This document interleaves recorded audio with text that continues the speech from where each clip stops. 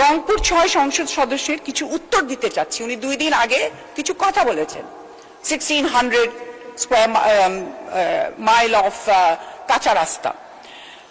উনি হয়তোবা ভুলে গিয়েছেন যে অ্যাকচুয়ালি বাংলাদেশের রাস্তাগুলো যদি আমরা যারাই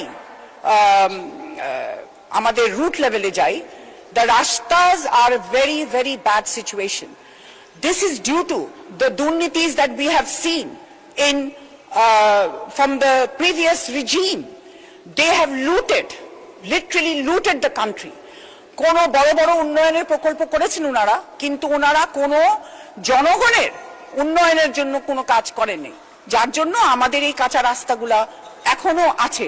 We are only in government for last 100+ days. So we must give time to our government.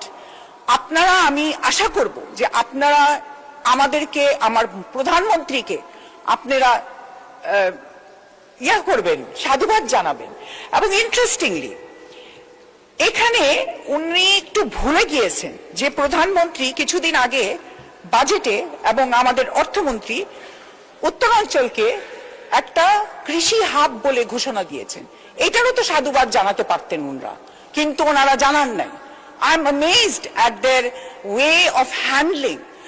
We all must be speaking for the betterment of the country, but if there is something good, let us speak about it.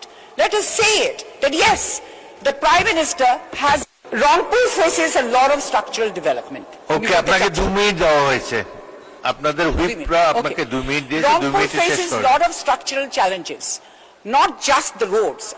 আমি মনে করি it's not just Rangpur, আমার আসন ঝালকাঠি 2, যেখানে আমি নির্বাচিত না, but I am from that area.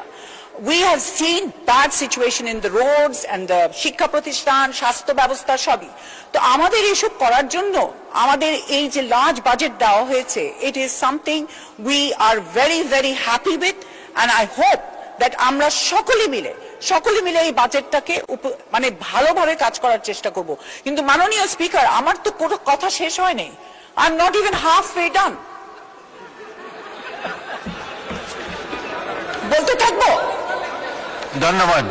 বলবো থ্যাংক ইউ। আমি ফার্স্ট আপনার বাড়তি সময় শেষ হয়েছে, আগামী বছরের জন্য প্র্যাকটিস করতে থাকেন। 1 মিনিট